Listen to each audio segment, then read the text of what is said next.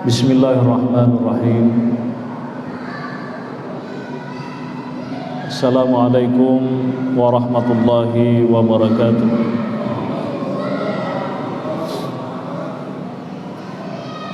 Alhamdulillah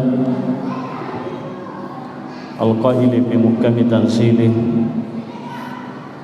A'udzu billahi minasyaitonir rajim. Wa innaka la'ala khuluqin 'azim. Wassalatu wassalamu ala nabiyyil karim Muhammadin al-qail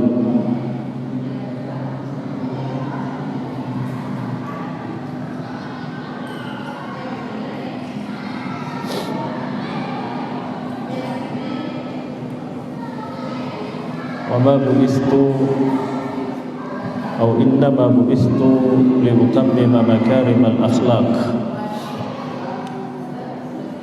Wa ba'du.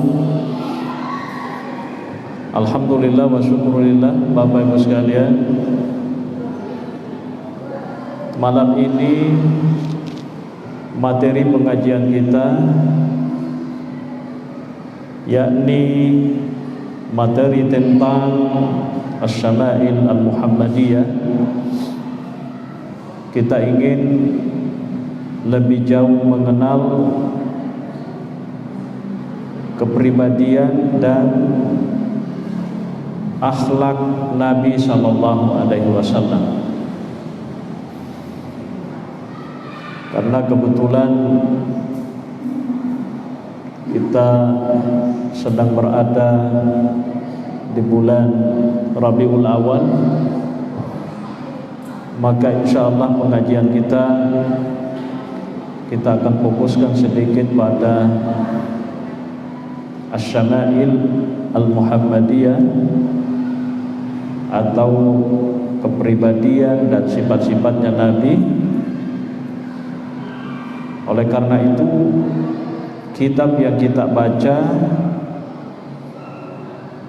adalah salah satu kitab yang dituliskan oleh guru kita Al-Imam At-Tirmizi terkait dengan kepribadian dan sifat-sifatnya Nabi sallallahu alaihi wasallam yang dinamainya dengan Asy-Syama'il Al-Muhammadiyah.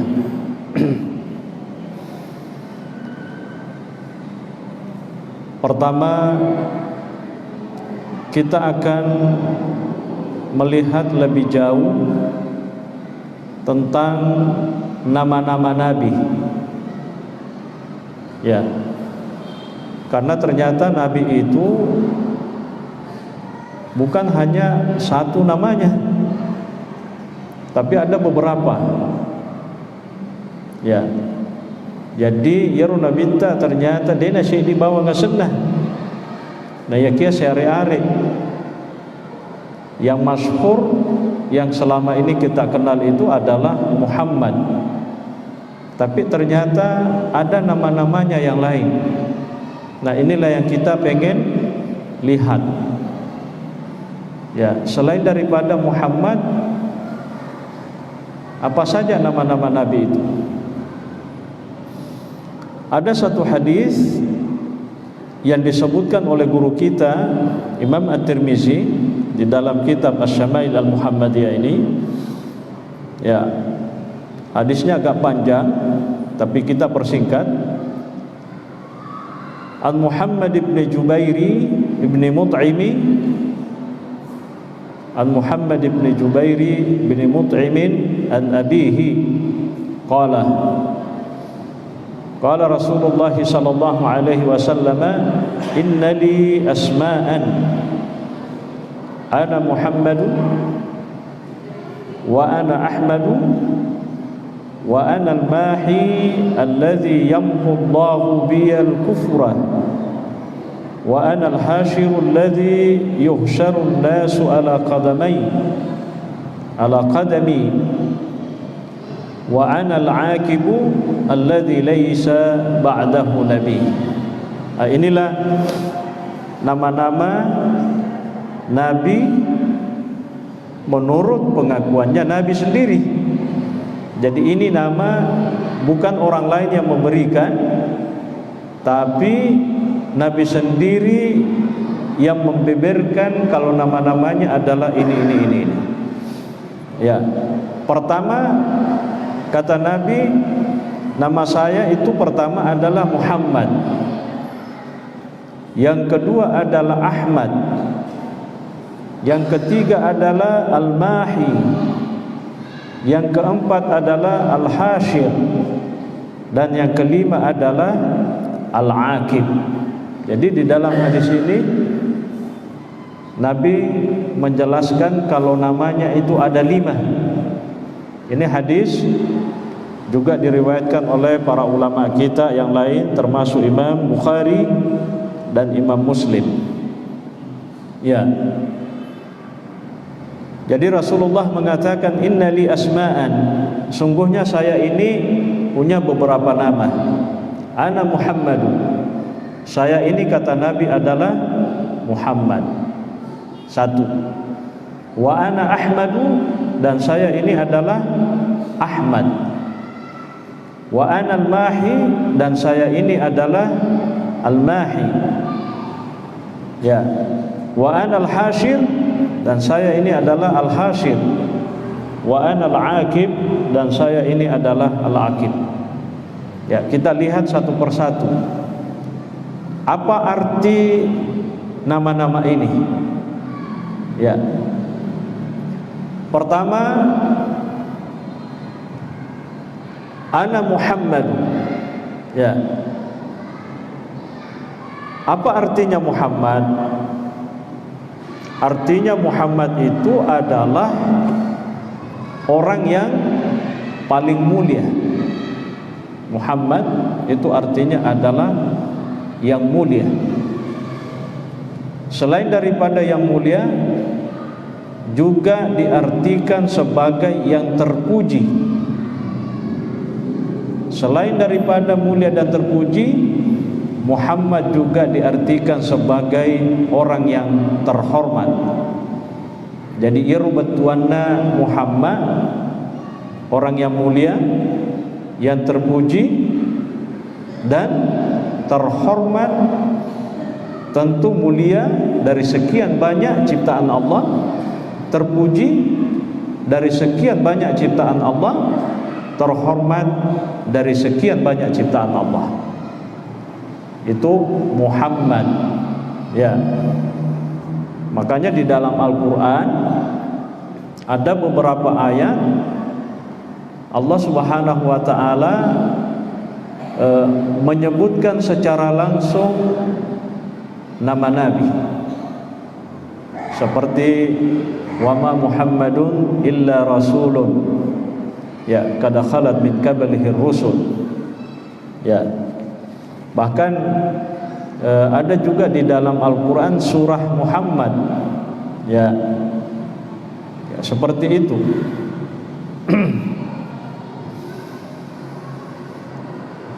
Tentu saja Bapak Ibu sekalian, kira-kira apa manfaat sehingga Nabi itu diberi nama Muhammad? Ya, agak lebih rendah yeru asenge ritalla Muhammad. Ya. Pertama Bapak Ibu sekalian, ya, kata ulama kita, nama Muhammad itu sebenarnya adalah pemberian orang tuanya Nabi.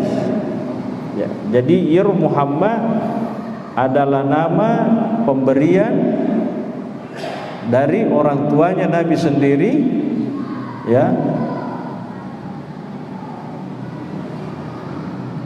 sallallahu alaihi wasallam. Ya. Tetapi orang-orang Quraisy, ya, orang-orang musyrik Quraisy mempelesetkan nama ini.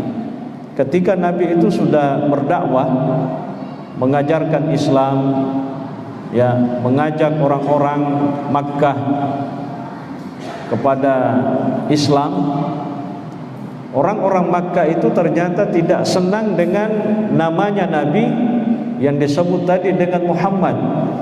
Tapi mereka itu merubahnya, menyindir, menghina dengan mengganti Muhammad dengan kata-kata muzammam. Muzammam. Apa artinya muzammam? Yang tercelah. Itu rugare tradisina ruara eriolo. Ya, jadi ternyata Nabi itu kalau kita lihat pada awal dakwahnya di Mekah itu memang sudah sering dilecehkan, termasuk dipelesetkan namanya. Ya, asalnya Makkah Muhammad, tapi iro tawidena puji Nabi ta na palesse iro asange na talla muzammam. Ya, orang yang tercelah. Kalau Muhammad artinya orang yang terpuji itu. Jadi pelesetkan, dia hina Nabi sallallahu alaihi wasallam. Dan itu yang melakukan adalah masyarakat jahiliyah. Nah, mungkin barangkali perlu dipertegas. Narikku engkau tahu, termasuk pada hari ini yang suka menghina Nabi, yang melecehkan Nabi, berarti yaitu tahu sifat-sifat namo apa tu jahiliyah lo nak pakai. Kira-kira begitu. Ya. Jadi orang yang suka melecehkan Nabi, siapapun orangnya, itu sifat-sifat orang jahiliyah yang mau dipakai. Karena Nabi itu namanya Muhammad, orang jahiliyah selalu menyebutnya muzamman. Ya, artinya orang yang tercela. Ya, jadi kalau ada orang yang selalu mau mencela Nabi, menghina Nabi sallallahu alaihi wasallam, sifat jahiliyah tu mak dekik ko dilalang watak kalena. Ya. Dan ini sifat tentu saja sangat disayangkan. Ya, tangabuna na to jahiliyah pura si mata pendiri biatinna nabita nasulle-sulle asalna dengan muzammam yang tercela. Jangan ini macuai-cuai ki makubah. Ya. Dan perlu saya tegaskan Bapak Ibu sekalian, bagaimana hukumnya orang yang menghina Nabi? Maraga hukumna nariko angka cik ditau nahina winabita. Ya, ada satu kitab yang ditulis oleh Imam Ibnu Taimiyah, yaru kita ritallai as-sarimul maslulu ala syaitanir rasul. Ya, cek dijilid. Di awal-awal kitab itu Imam Ibnu Taimiyah itu menjelaskan, dia menukil satu kesepakatan ulama yang disebutkan oleh Imam Ibnu Munzir, bahwa orang yang menghina Nabi, melecehkan Nabi, baik dia muslim atau non muslim, maka hukumannya itu adalah al-qatl, dibunuh. Berarti betuanna orang yang menghina Nabi, apakah dia muslim yang menghina atau non muslim, Allah la idara. Ya, itu disebutkan oleh Imam Ibnu Taimiyah dalam kitabnya yang ditulis, diberi nama As-Sarimul Maslulu ala Syatamir Rasul. Ya. Bahkan itu dianggap sebagai ijma', konvensi para ulama. Nasai-diwi panritai nasan tegurut Imam Ibnu Munzir, orang yang menghina Nabi sallallahu alaihi wasallam itu darahnya halal, artinya hukumannya adalah eksekusi mati. Ya, itu kalau kita bicara dari perspektif Islam. Ya, begitu besarnya dosanya, sehingga hukumannya pun juga sangat berat. Ya, ya yana dinrehi muzammam. Jadi pernah Nabi itu mengatakan, karena ini sering diejek oleh orang-orang Quraisy, ya, dengan menggunakan nama Muzammam, bukan Muhammad. Jadi maka dia Nabi sallallahu alaihi wasallam, ala ta'jabuna kaifa yasrifu Allahu anni syatma Quraisyin wa la'nahum yashtumuna muzammaman wa yal'anuna muzammaman wa ana Muhammad. Ya. Tidakkah kalian kagum dengan kekuasaan Allah yang telah mengalihkan cercaan mereka dariku? Maksudnya cercaannya orang-orang Quraisy kepada Nabi. Mereka terus mencaci dan melaknat Muzammam, sedang namaku adalah Muhammad. Ya. Betuanlah ya Nabi ta melo imakada lucu to ya tu Quraisy si mata na cercaka, si mata nare-are ka makada Muzammam na canya apa sekuya Muzammam. Betuan nak lucu to segitu. Kamu mau menghina saya dengan Muzammam, nah saya bukan Muzammam namaku, tapi saya adalah Muhammad gitu. Lucu to ko segitu. Pare-are ya melu muare-are na sinabita makada Muzammam natanya Muzammam maseku ya. Saya ini adalah Muhammad gitu. Itu dia tidak sadari. Ya, dia tidak sadari menghina Nabi, maksudnya mereka itu menghina Nabi dengan kata-kata Muzammam, padahal Nabi bukan Muzammam namanya gitu. Nah, itu dia. Nah, kita lanjut.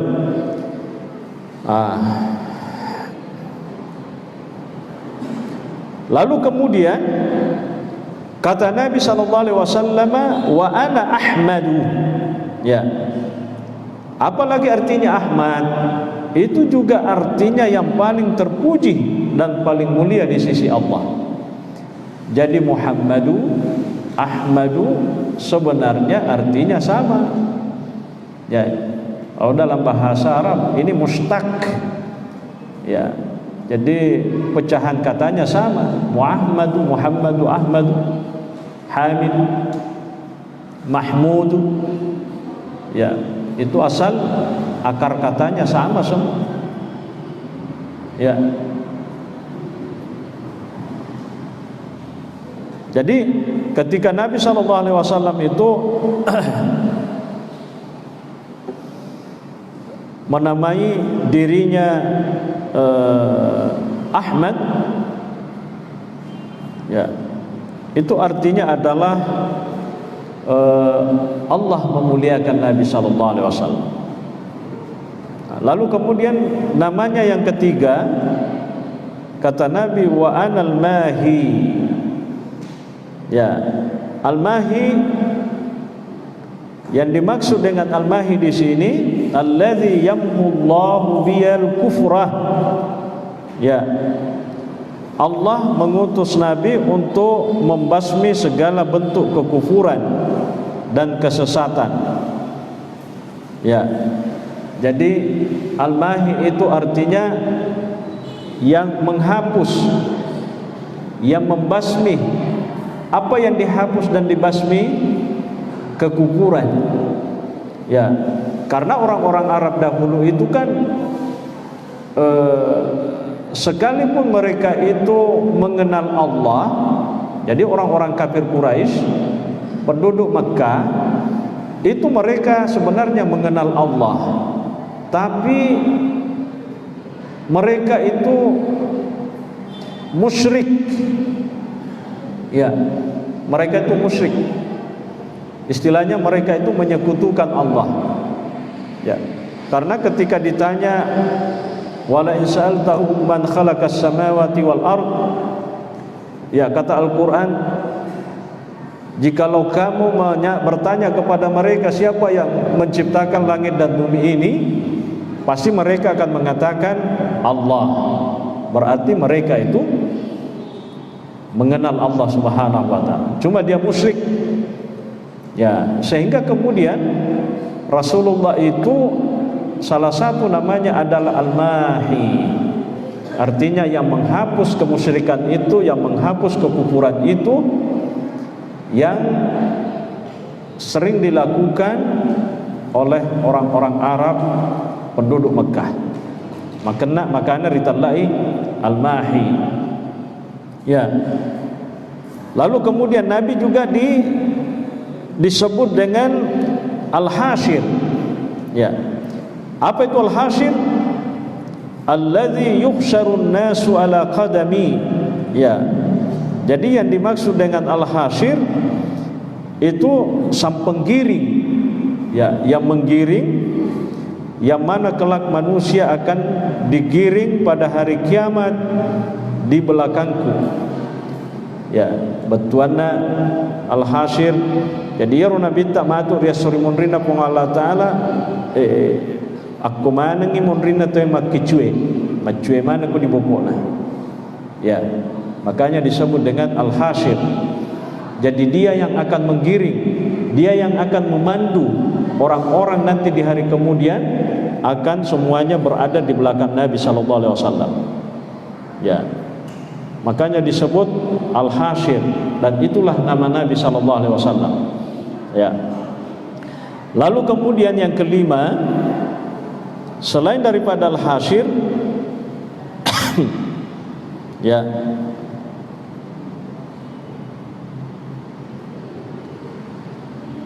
wa ana al-aqibu alladhi laysa ba'dahu nabi. Ya, apa artinya al-aqib? Al-aqib itu artinya yang terakhir. Ya, di mana setelah nabi itu tidak ada lagi nabi. Nah, ini juga yang sangat penting yang dipahami oleh kita orang-orang Islam sekarang. Ya, saya harus mengatakan Bapak Ibu sekalian, kalau ada orang mengaku dirinya sebagai Muslim, tapi pada waktu yang sama dia tidak meyakini bahwa Nabi itu adalah Nabi terakhir, jelas itu bukan Muslim.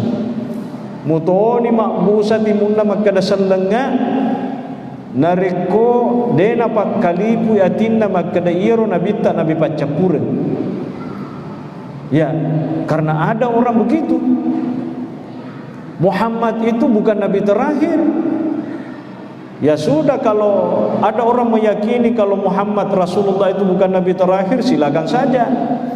Tapi kalau anda mengakui diri anda sebagai Muslim dan mengatakan Muhammad bukan Nabi terakhir, itu persoalan besar. Jelas? Canyaki seleng. Ya, mengaku toki ke seleng, tapi nasabah yakini memang kedayaro Muhammad sallallahu alaihi wasallam tanya Nabi baca Quran ada gan masalah lagi jam-jaman. Ini tidak bisa ditoleran ini.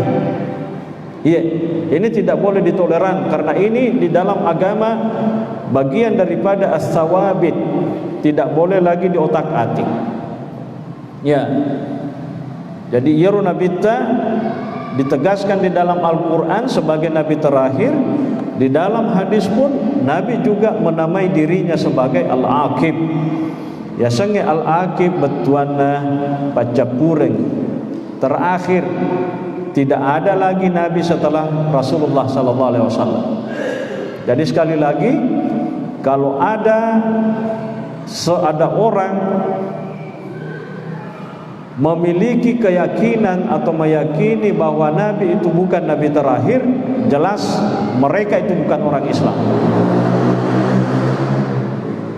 Nanti ada yang bertanya, pekoni carana nariko sallam makwaro ya riga mengaku nasangalena sallen ai tanya sallen itu mutoni makbusati munna makada sallenga nakodena kui nabi ta nabi pacapureng ai tanya sallen adam pengi.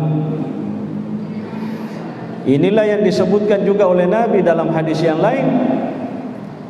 Nabi itu pernah mengatakan kepada Ali bin Abi Thalib, anta ya Ali manzilatuka minni bimanzilati Harun min Musa. Ya, iko nasengali posisimu itu dengan saya itu bagaikan posisinya Nabi Musa dengan Harun. Ya rokan Nabi Harun siba Nabi Musa masalah surengi nayakia merek na pada betuanna dua-duanya adalah nabi. Ya, jadi Nabi mengatakan kamu itu Ali posisimu dengan saya sama posisinya Nabi Harun dengan Musa. Ya, Nabi Harun dua-duanya adalah nabi, tapi maka dia nabi ta illa annahu la nabiyya ba'di, tapi wahai Ali tidak ada lagi nabi setelahku. Artinya Nabi itu ingin mengatakan kepada Ali, posisimu itu dengan saya itu bagaikan Harun dengan Musa, tapi kamu itu tidak bisa jadi nabi gitu. Nah, kecanya aku tuh nabi kok.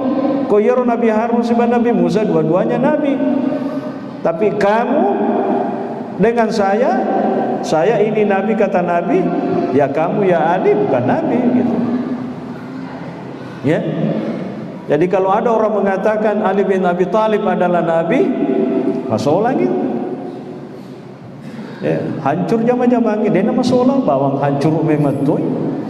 Ya rega makka dasi sengi ya ro nabi ta Muhammad memang nabi dah ke kamu apa Nabi Musaddiq munrina. Cek ditolasai. Ya.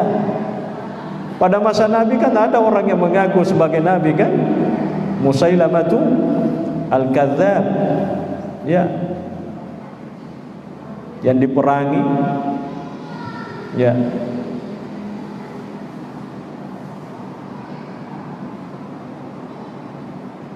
Di Indonesia juga rawan. Ada juga orang ngaku-ngaku dirinya nabi. Ya. Ada cerita menarik. Satu ngaku nabi, satu mengaku malaikat. Ditanyai malaika, itu apakah anda itu betul mengaku malaikat Jibril? Bilang iya, saya ini malaikat Jibril. Nah, sekarang itu malaikat Jibril apa tugasnya? Katanya menyampaikan wahyu.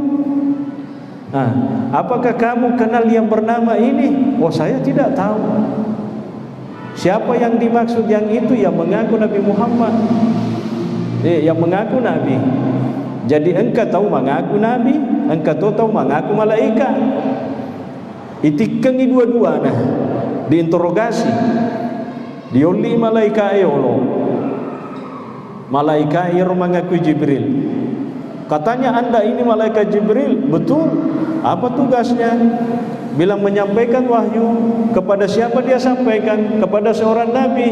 Nah tepunya senadin raya mengakui nabi, maka dia bisa gaya. Dia apa nasu bisa. Nah pura ni Yoli siar mengakui nabi. Apakah anda ini? Katanya anda ini mengaku nabi. Bilang betul, saya ini nabi. Nabi itu tugas pokoknya dari Tuhan apa? Ya, menyampaikan wahyu. Siapa yang bawakan wahyu sama anda? Bilang malaikat Jibril. Natapunnya senda makna. Apakah anda tidak kenal namanya yang mengaku tadi ini malaikat Jibril? Maka dia nasu satu ya dia. Jadi ia na yasa lasa wali-wali. To malasa to yehe, malasa to ye. Manakah malaikat Jibril dia sengi ro nabi ye? Manakah ro dia nabi dia to ni sengi malaikat Jibril? Jadi waduh, kocak, rawan. Ya, dia nagagak cawla saya ro tawe na rin kumiluman mengaku menjadi nabi. Ilaha illallah kato kasi tolola daman tajina nabi. Tadi aku gagal lalu. Akan digo. Ya, saya kira itu Bapak Ibu sekalian. InsyaAllah pengajian kita ke depannya kita juga akan banyak membahas tentang As-Syama'il Al-Muhammadiyah. Kita ingin lebih jauh mengenal kepribadian Nabi, sifat-sifat Nabi kita. Banyak hal yang bisa yang kita akan jelaskan nanti dalam kitab ini, bagaimana tidurnya Nabi, bagaimana cara makannya Nabi, bagaimana minumnya Nabi. Megalada. Nah, itu syama'il-syama'ilnya Nabi sallallahu alaihi wasallam. Ya, saya kira itu barangkali sebagai pengantar pengajian kita malam ini. Insyaallah kita masih ada waktu. Ya, bismillahirrahmanirrahim. Assalamualaikum warahmatullahi wabarakatuh. Saya ingin mengonfirmasi sebuah tulisan yang pernah saya baca. Di sini tertulis bahwa Ibnu Taimiyah pernah mengutip sebuah kata dari Sayyidina Ali, kitabnya bernama Al-Amru bil Ma'ruf wa Nahy 'anil Munkar.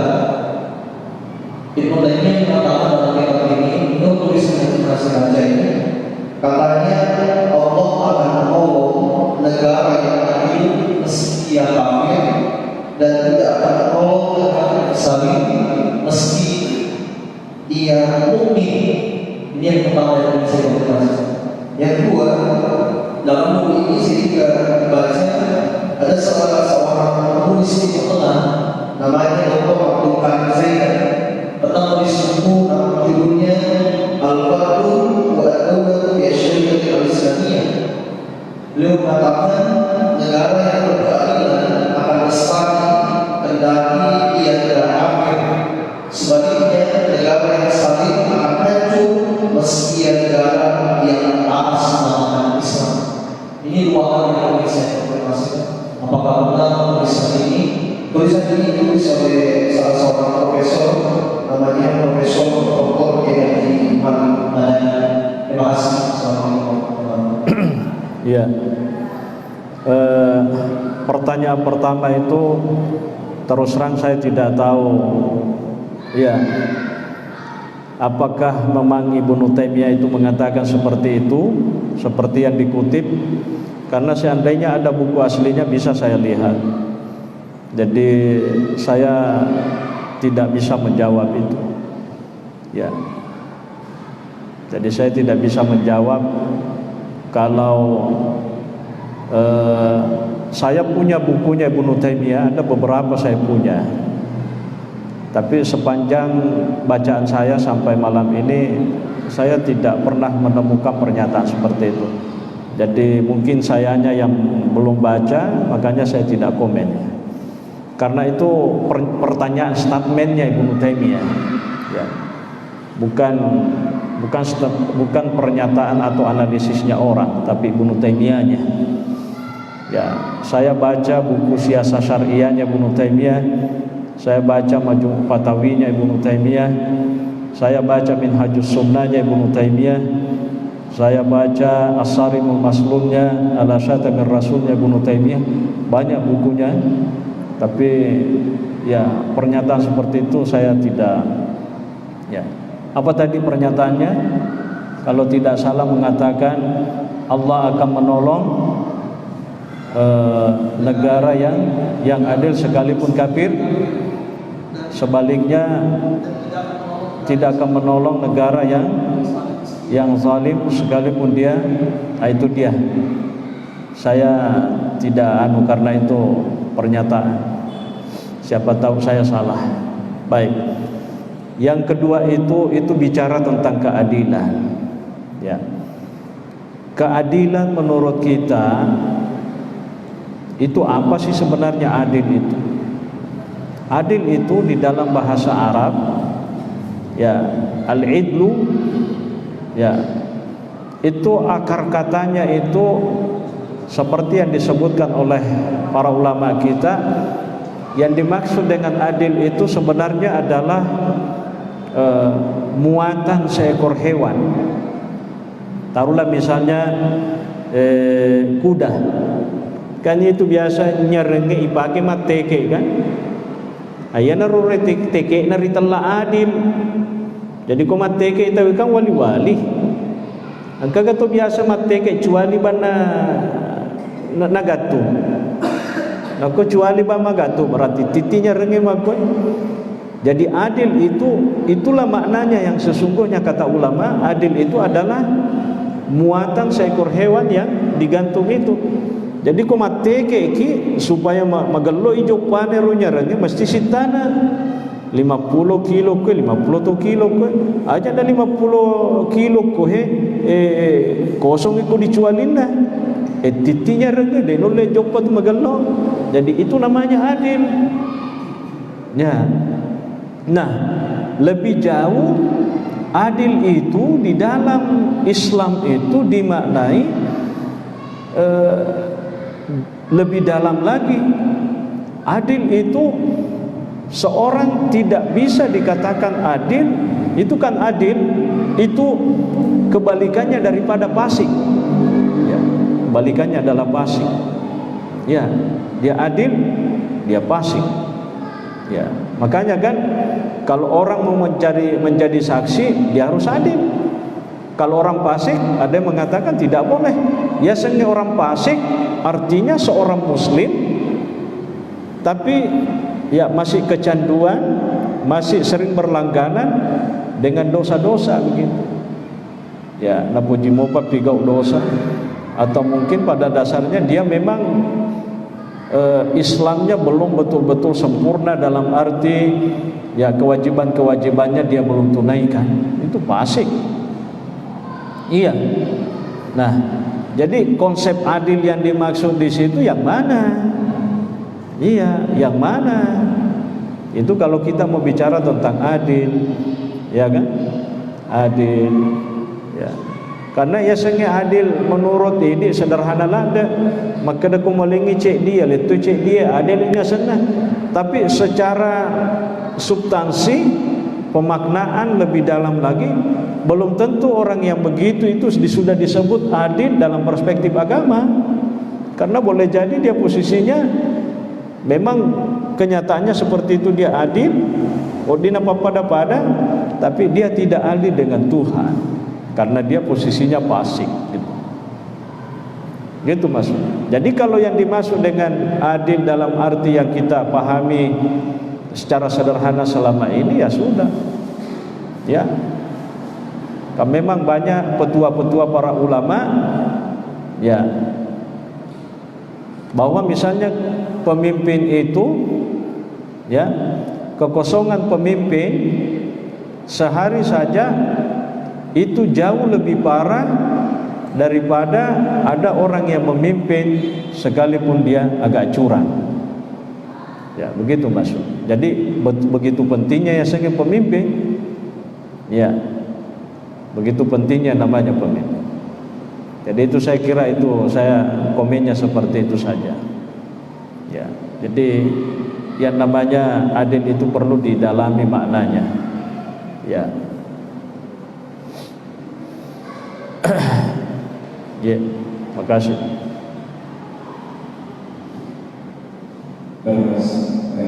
Kesempatan ini berkaitan dengan pemberitaan yang hari ini tentang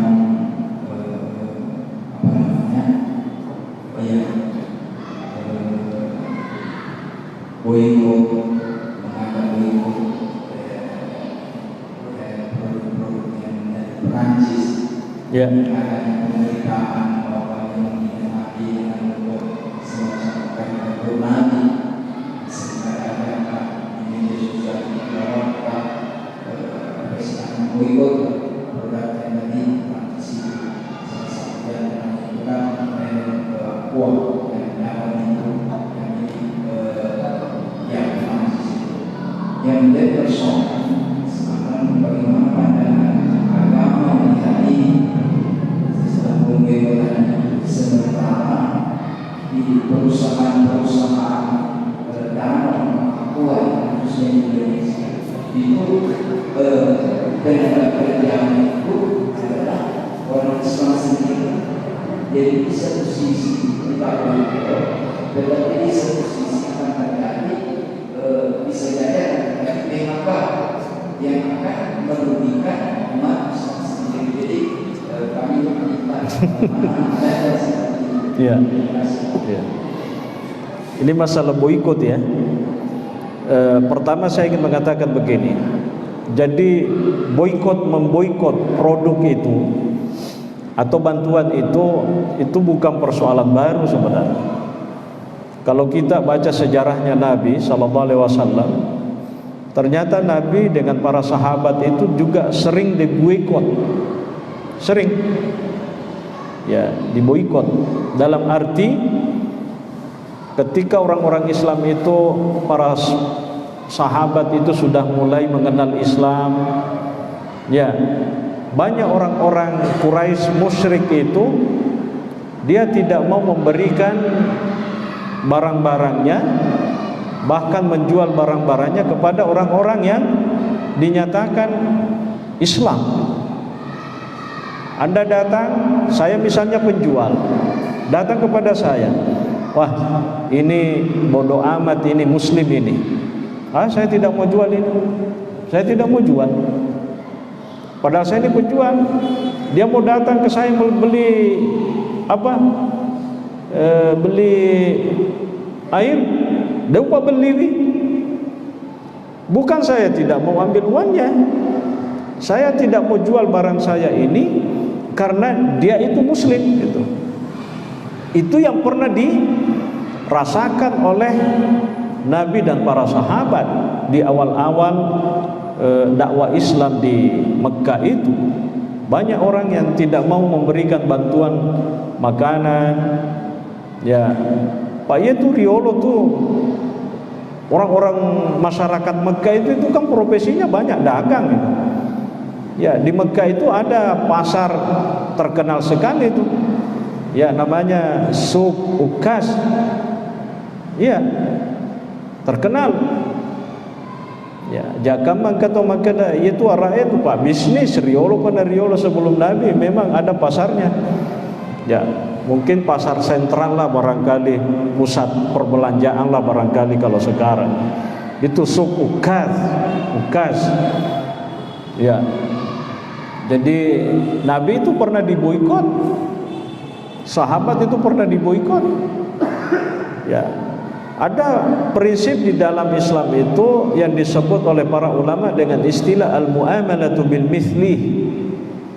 Agasang al-mu'amalatu bil mithli, memperlakukan dengan sama. Na boiko ko tawe buko toy. Makwar. Na boiko ko tawe boiko toy. Kira-kira apa yang mereka butuhkan dari kita, jangan kasih. Boikot memboikot, al-mu'amalatu bil mithli. Nah, sekarang konteksnya bagaimana? Saya sempat tadi melihat ada postingan, ada orang dia bawa beberapa apa itu kardus aqua. Toh ngabocor mana ngiru aku apa nak biawena. Tapi saya perhatikan ada nenek-nenek di situ diambil botolnya. Ya. Jadi saya sempat berpikir, loh, airnya dibuang tapi botolnya tetap diambil. Lucu tuh. Ya.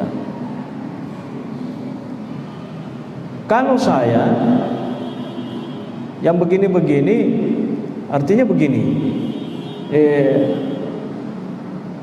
Kalau memang Anda punya banyak aqua, aja nak mau ambil nih, abire bawan nih diinumi, toh, abire bawan nih diinumi. Karena yang menjadi soal kan supaya tidak jadi duit, toh, tidak jadi duit. Artinya kalau dibelikan berarti jadi duit. Abire bawan nih. Lebih magalo ako makoiro abere bawan ni maka daya angka ada swalayanku daripada orang tidak mau beli mubasir juga abere ban yang remanan aja nak kembali. Saya kira lebih bagus kalau begitu, tapi ya tergantung orang ya. Tapi memang itu negara-negara Arab itu memang ya selama ini salah satu sikapnya yang tegas itu langsung dia melakukan boikot. atau biasa disebut dengan al-hazrul iktisadi, ya, pemboikotan ekonomi, boikot ekonomi, ya. Dan itu banyak.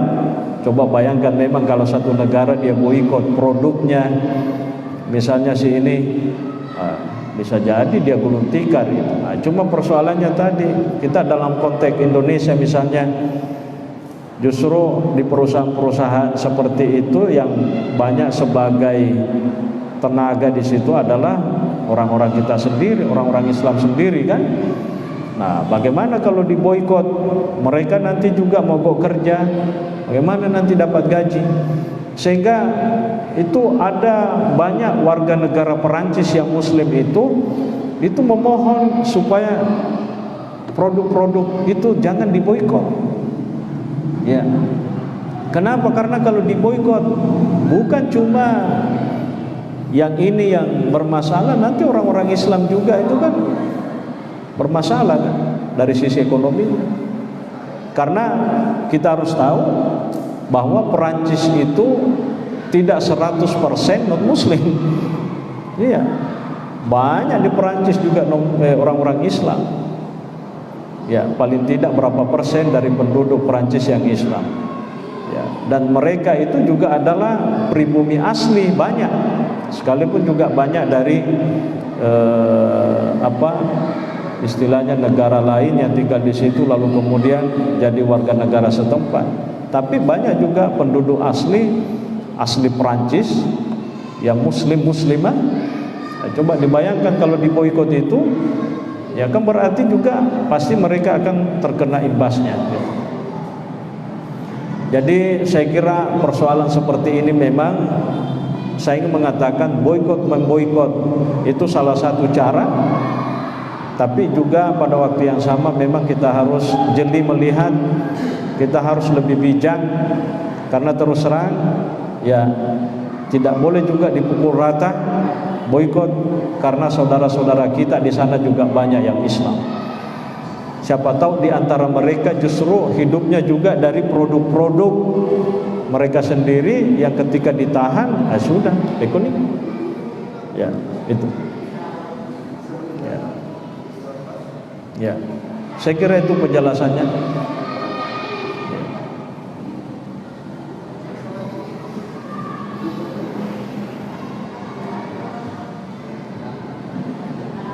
Baik, kita yang terakhir, saya menyambung dari persoalan boikot. Kalau melihat boikot adalah sebagai cara, saya sepakat. Maka bahwa cara dari sebagai banyak cara, tapi itu adalah ekspresi mungkin dari intinya dalam ya, yang saya mau diperhatikan ini karena di dunia kita ini saat ini yang jadi viral, jadi topik utama itu adalah karena pernyataan Presiden Prancis yang secara global. Nah, efek dari itu akhirnya berlalu kemana-mana dan negara-negara Islam pada berkomentar dengan cara mereka sendiri. Iya, betul. Nah, yang jadi persoalan ini yang saya pertanyakan, proses apakah ada tuntunan dalam Al-Quran yang bisa memberikan wadah atau solusi yang terbaik sekiranya Nabi kita, Nabi Muhammad SAW yang kita muliakan bersama itu dihina.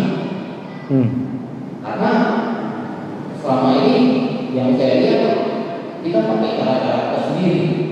Para ulama ada yang turun jalan, ada yang diam aja, ada yang mengekspresikan lebih, ya. Apalagi proses tadi katakan bahwa ada istimewa orang yang non-muslim pun kalau menghina halal darahnya. Kalau itu yang jadi patokan kita bersama, artinya ekspresi kita harusnya jauh lebih daripada negara-negara Arab Nah, ini jadi persoalan karena dari ulama di dunia sendiri cara mengekspresikan penghinaan Nabi ini banyak versi, tidak satu pandangan ya. Ya, yang saya baru itu presiden PKS sendiri sudah mengutuk, presiden sudah mengutuk, Muhammadiyah ini sudah juga majelis ulama ya atau sudah komentar itu belum. Ya. Nah, ini yang mungkin dari pertanyaan saya, kalau memang ada masalah dalam Al-Quran itu nggak sulit kita pakai sebagai solusi. Kalau misalnya Nabi Muhammad ini Salamatullah. Jadi sekali lagi memang ya seperti saya sampaikan tadi bahwa penghinaan yang dirasakan oleh Nabi ya itu sejak dulu ya, di awal-awal dakwahnya Nabi penghinaannya, cemohannya ya itu begitu bertubi-tubi, luar biasa banyaknya ya. Tapi ada yang kita tangkap bahwa di balik penghinaan, cercaan itu Nabi menghadapinya dengan penuh ketabahan, dengan penuh percaya diri. Maka itulah sebenarnya yang menjadi rahasia kenapa Nabi dalam dakwahnya berhasil. Banyak orang yang jatuh cinta dengan dakwah Nabi bukan sesungguhnya karena pengaruh dakwahnya Nabi secara lisan, beriman ke begini, enggak. Tapi dia melihat sosok pribadinya Nabi yang begitu luar biasa, dihina, di ini, di segala macam, apa segala macam. Mereka orang tergabung-gabung. Tania tahu ya kau dipakai hina malaika ya kira-kira begitu. Satu, betul sekali kalau memang salah satu cara untuk menyatakan ekspresi kita, pembelaan kita terhadap Nabi yang kita cintai adalah seperti itu tadi, kita boikot ya. Makanya ada yang menempuh jalur itu, boikot ya. Ada juga mungkin punya pertimbangan lain ya, punya pertimbangan lain. Tapi pada intinya sebagai seorang muslim, ketika nabinya dihina harus ada pengingkaran dari dalam hati kita ya. Dan itu jelas kita tidak bisa terima, tidak bisa ditoleransi ya. Adapun nanti cara atau bentuk apa ya, menerjemahkan sikap penolakan kita terhadap penghinaan itu ya, mungkin dengan cara boikot, atau mungkin nanti dengan cara lebih banyak menuliskan tentang Islam, nilai-nilai keislaman, agar orang-orang yang ada di sana lebih paham Islam. Saya kasih contoh sederhana ya, peristiwa apa itu runtuhnya iya kan ya, 11 September ya. Itu banyak orang di barat itu penasaran, karena semua media massa mengatakan bahwa Islam itu identik dengan darah, Islam itu keras, Islam itu taunya hanya membunuh saja, ya kan? Orang pada marah semua mendengar itu. Tapi karena mereka penasaran, akhirnya mereka itu mencari lebih banyak, melihat buku, lebih banyak membaca tentang apa sebenarnya yang tertuang di dalam syariat Islam itu. Dan ternyata setelah mereka melakukan pendalaman, membaca lebih banyak, justru imbasnya itu mereka lebih banyak masuk Islam. Kalau ternyata Islam yang selama ini disalahpahami gitu. Ya, maka dia tahu orang Islam itu keras, Islam itu identik dengan darah, Islam itu suka membunuh dan seterusnya. Ada orang penasaran melihat benarkah memang ajaran Muhammad itu seperti itu. Setelah ditelusuri, dibaca, didalami, ternyata kesimpulannya tidak begitu. Akhirnya mereka itu menemukan hidayah dari situ, dan banyak, ya, banyak orang-orang tadinya non muslim tiba-tiba dia istilahnya berbondong-bondong masuk Islam. Nah, inilah salah satu tugas kita sebenarnya, bagaimana kita lebih gencar memahamkan nilai-nilai keislaman kepada mereka. Karena sesungguhnya kenapa mereka begitu? Ya, bisa jadi diduga karena mereka sebenarnya tidak tahu tentang Islam yang sesungguhnya. Ya, tidak tahu tentang Islam yang sesungguhnya. Ya, sekalipun dia seorang presiden begitu cerdas, tapi bisa jadi dia sangat buta tentang Islam, sehingga kemudian dia terpancing, ya kan, dengan pernyataan-pernyataannya yang tentu saja menyinggung kita semua sebagai umat Nabi sallallahu alaihi wasallam. Jadi intinya sikap kita itu memang harus jelas. Ya, kalau memang diboikot, yang lainnya ya dia istilahnya lebih banyak menulis untuk apa istilahnya itu, untuk memperjelas bahwa apa yang disangkakan selama ini terkait dengan Islam itu tidak benar, dijawab dalam bentuk tulisan.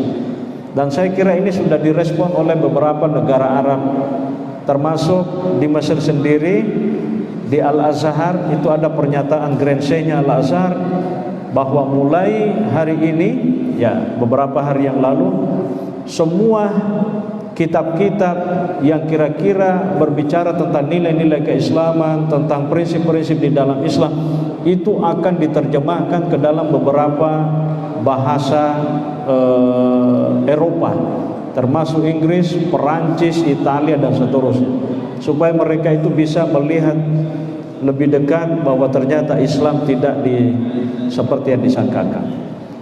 Ya, yang jelas kita semua mengingkari. Ya, semua kita mengingkari. Ya, memang harus ada sikap pengutukan. Ya, bahkan memang ada beberapa negara, Pak, itu langsung mengusir duta besarnya. Ya. Ada beberapa negara saya lihat langsung mengusir duta besarnya negara yang bersangkutan, langsung diusir. Itu satu bentuk kemarahan, dan saya kira wajar. Kalau kita tidak bisa kerjasama, kita harus pisah, kan? Udah nasi cocok ada, bisa. Terima kasih. Allahu a'lam bishawab. Al-Fatihah. Saya ingin mengatakan terakhir begini.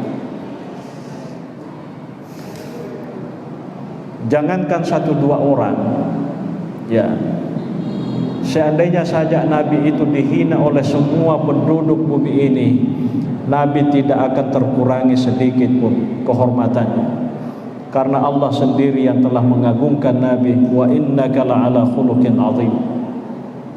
Ya, Nabi telah mengagungkan, Allah telah mengagungkan Nabi dengan pernyataannya, bil mu'minina raufur rahim. Ya, Allah telah mengagungkan nabinya dengan mengatakan wa rafa'na laka dzikrak. Jadi saya berandai, seandainya saja semua penduduk bumi ini menghina Nabi, Nabi tidak akan terkurangi kehormatannya sedikit pun, karena Allah yang telah memuliakan Nabi. Wa innaka la'ala khuluqin azim wa rafa'na laka dzikrak bil mu'minina raufur rahim, dan banyak lagi ayat yang lain. Allahu a'lam. Al-Fatihah.